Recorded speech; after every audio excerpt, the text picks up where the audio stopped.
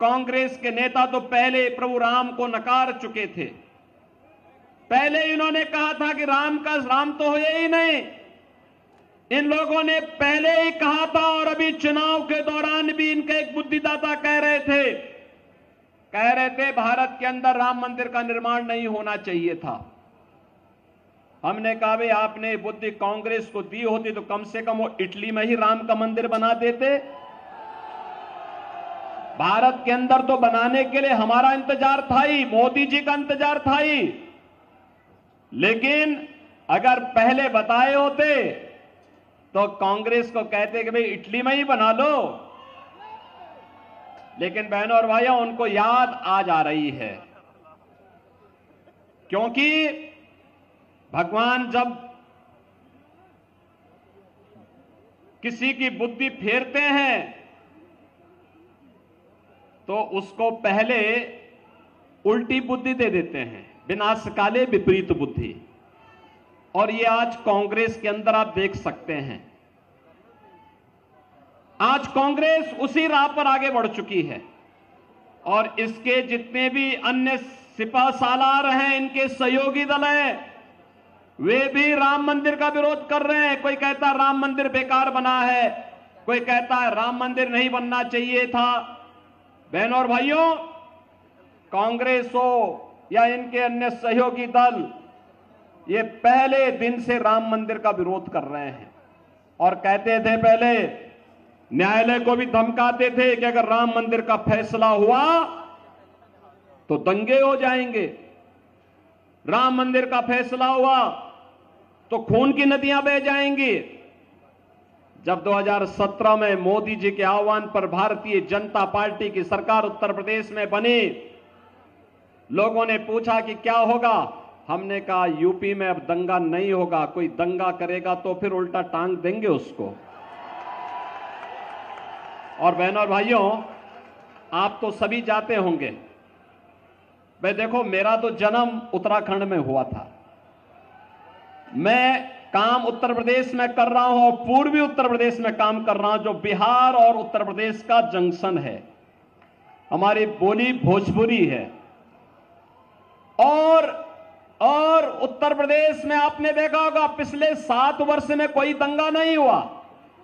और जिस दिन माननीय उच्चतम न्यायालय का फैसला आना था, लोगों ने कहा क्या होगा, लोग सशंकित थे। मैंने कहा भी देखो, एक तिनका नहीं हिलने वाला है, कोई एक तिनका नहीं हिला सकता है। आज का दिन इस ब्रह्मांड का सबसे शांत और सौहार्दपूर्ण दिन होगा। और बहनों और भाइयों, आपने देखा होगा उत्तर प्रदेश में दंगे समाप्त, और दंगे ही नहीं समाप्त हुए, अब तो उत्तर प्रदेश में सड़कों पर नमाज पढ़नी भी लोगों ने बंद कर दी है। अब तो उत्तर प्रदेश में मस्जिदों की मीनारों से माइक भी उतर गए हैं। वो कह रहे हैं भैया अब हम लोग भी शांति से रहना चाहते हैं।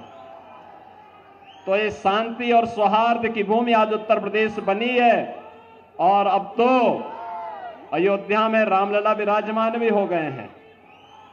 कौन ऐसा भारतीय होगा, बहनों और भाइयों, कौन ऐसा भारतीय होगा जो अपने आप को गौरव की अनुभूति न करता हो अयोध्या में रामलला के विराजमान होने के लिए। 500 वर्षों के बाद यह अवसर हमारे सामने आया है और इसीलिए हर जन से एक ही स्वर उमड़ रहा है, और वह है कि जो राम को लाए हैं हम उनको, बहनों और भाइयों, हमारा भारतीय समाज कृतज्ञता ज्ञापित करना जानता है। और कृतज्ञता किस रूप में हम व्यक्त करते हैं, ये किसी से छुपा हुआ नहीं है। आपने देखा होगा, आप याद करिए बहनों और भाइयों, आप याद करिए, जब भी देश पर संकट आता है तो सबसे पहले देश छोड़ करके भागने वालों में राहुल गांधी का नाम आता है। कहीं भी कोई संकट आ जाए, यद्यपि ये देश को संकट देने वाले लोग ही हैं, इन्होंने समस्या दिया, इन्होंने आतंकवाद देश को दिया, इन्होंने नक्सलवाद देश को दिया, विरासत में इन्होंने भ्रष्टाचार देश को दिया, अराजकता देश को दी, और साथ साथ अव्यवस्था का जो आलम है। जब भी संकट आता है, मैं आपसे पूछना चाहता हूं, इस सदी का सबसे बड़ा संकट था कोरोना कालखंड। कोरोना के दौरान कहीं राहुल गांधी नजर आए थे क्या? चंडीगढ़ आए थे क्या? उत्तर प्रदेश में भी नहीं आए थे। उत्तर प्रदेश से वो सांसद थे उस समय, उत्तर प्रदेश में भी नहीं आए थे। और जब हम लोगों ने सभी सांसदों से बात करना प्रारंभ किया है, भाई हालचाल लें, भाजपा के सांसद, भाजपा के विधायक, भाजपा के कार्यकर्ता, मोदी जी ने तो सबको भाजपा के कार्यकर्ताओं से कहा था कि संगठन नहीं, सेवा ही संगठन है, सेवा, सेवा का कार्य करना है। और बहनों और भाइयों, उस दौरान भारतीय जनता पार्टी के जनप्रतिनिधि, भारतीय जनता पार्टी के कार्यकर्ता जनता जनार्दन की सेवा में थे। मैं स्वयं मुख्यमंत्री के रूप में गांव-गांव जाता था, जनपद जनपद में जाता था। 1 करोड़ प्रवासी उत्तर प्रदेश में आए थे, जो बिहार जाने वाले थे, बंगाल जाने वाले थे, झारखंड, असम, उड़ीसा, मध्य प्रदेश, और फिर इधर से राजस्थान की ओर जाने वाले थे, उत्तराखंड जाने वाले थे। इन सब की व्यवस्था उत्तर प्रदेश में रह करके मैं कर रहा था। 14,000 बसेज मैंने लगवाई थी इसके लिए, उनको सुरक्षित उनके घरों तक पहुंचाने के लिए। बहुत सारे लोग मुझसे कहते थे कि लॉकडाउन है, आप ऐसे क्यों कर रहे हैं? हमने कहा भी देखो, ये सब हमारे नागरिक हैं, उनका अधिकार है, और जो भी करना पड़ेगा हम जान पल खेल करके उनकी सेवा करेंगे, उनको सुरक्षित स्थान पर पहुंचाने का काम करेंगे। और मैं धन्यवाद देना चाहूंगा चंडीगढ़ यूनिट को, खासतौर पर संजय टंडन जी को और उनकी पूरी टीम को। चंडीगढ़ में इन्होंने जिस प्रकार का अद्भुत कार्य किया था सेवा का, बहनों और भाइयों, वह अन्यत्र देखने को नहीं मिलता। बेहतरीन कार्य किया था। लगातार कई महीनों तक चंडीगढ़ भाजपा की यूनिट कोरोना कालखंड में हर जरूरतमंद को फ्री में लंगर करवाने का, भोजन करवाने का काम कर रही थी, उनकी सेवा के लिए समर्पित भाव के साथ काम कर रही थी। लेकिन बहनों और भाइयों, मैं आपसे पूछना चाहता हूं, कहीं राहुल गांधी आए होंगे? कहीं नहीं नजर आए होंगे। कहीं मनीष तिवारी नजर आए होंगे? कहीं नहीं नजर आए होंगे। क्योंकि ये तो सब उड़न खटोला है जी, आ जाएंगे, फिर चुनाव लड़के फिर गायब हो जाएंगे, फिर कोई अता पता नहीं होगा। और इसलिए बहनों और भाइयों, जो आपके संकट में आपके साथ नहीं हो सकता, जो आपके सुख दुख में आपके साथ नहीं खड़ा हो सकता, जो आपकी आस्था का सम्मान नहीं कर सकता, जो आपकी विरासत को सम्मान नहीं दे सकता है, जो आपके विकास के बारे में जिसके पास कोई विजन न हो, और जो गरीबों के कल्याण का मार्ग प्रशस्त नहीं कर सकता है, उस व्यक्ति को जनप्रतिनिधि के रूप में चुन करके हम लोग स्वयं भी पाप के भागीदार कतई न बने। क्योंकि आपके द्वारा चुना गया वोट की ताकत, जो ताकत है आपके पास, ये ताकत आपको पाप का भी और पुण्य का भी भागीदार बनाता है। अच्छा जनप्रतिनिधि चुनते हैं तो पुण्य हमें प्राप्त होता है, लेकिन अगर गलत चुनते हैं तो उसके पाप में हम भी भागीदार हो जाते हैं।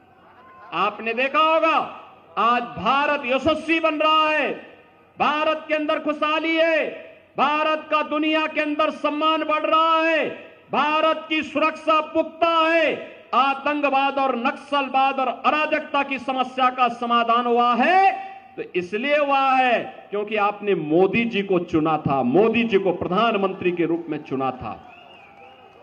बहनों और भाइयों, मोदी जी ने 10 वर्ष में देश की तस्वीर और तकदीर को बदल करके रख दिया है।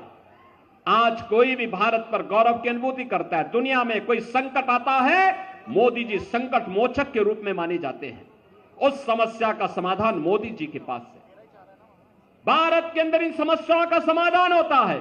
और अब तो मैं ये भी देखता हूं, पहले जब आतंकी विस्फोट होते थे, जगह जगह विस्फोट होते थे, निर्दोष भारतीय मारे जाते थे, कभी मुंबई का विस्फोट, कभी दिल्ली का विस्फोट, कभी राम जन्मभूमि पर आतंकी हमला, कभी काशी में संकट मोचन पर आतंकी हमला, कभी भोपाल का विस्फोट, कभी बेंगलोर का विस्फोट। मैं सांसद था और इसको संसद में मुद्दे को उठाते थे तो तत्कालीन कांग्रेस की सरकार क्या कहती थी? कहती थी कि आतंकवाद तो सीमा पार से है। और आज आतंकवाद का समाधान भी हुआ। अब तो पटाखा भी जोर से फट जाए ना तो पाकिस्तान पहले सफाई देता है, कहता मेरा हाथ नहीं है, मैंने इसमें कुछ नहीं किया है, क्योंकि उसे मालूम है ये नया भारत है, छेड़ता नहीं है, लेकिन कोई छेड़ता है तो छोड़ता भी नहीं है। और इसीलिए पाकिस्तान पहले सफाई दे देता है। दम होनी चाहिए, और दम आज मोदी जी के नेतृत्व में भाजपा की सरकार ने दिखाने का काम किया है। और इसलिए बहनों और भाइयों, आज हम आपके पास आए हैं कहने के लिए, आज आप देख रहे होंगे 10 वर्ष में मोदी जी के नेतृत्व में कितना बेहतरीन विकास देश के अंदर हुआ। 4 लेन की कनेक्टिविटी।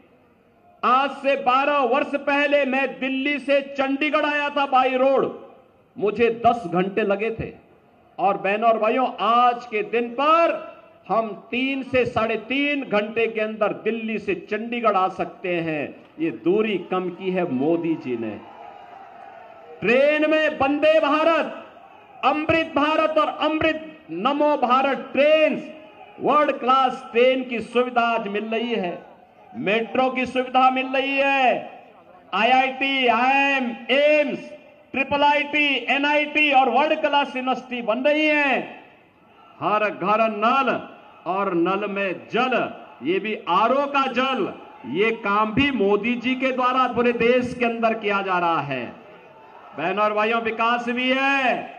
याद करिए कांग्रेस की सरकार के समय गरीब भूख से मरता था, गरीबों को राशन नहीं मिलता था, और मोदी जी देश के अंदर 80 करोड़ लोगों को फ्री में राशन दे रहे हैं। और राशन की सुविधा भी ऐसी कि हमारे यूपी और बिहार का भाई तो कोई होगा, अगर कार्ड यूपी में है या बिहार में है, राशन चंडीगढ़ में ले सकता है। 1 नेशन 1 राशन कार्ड की व्यवस्था यह भी मोदी जी ने दी।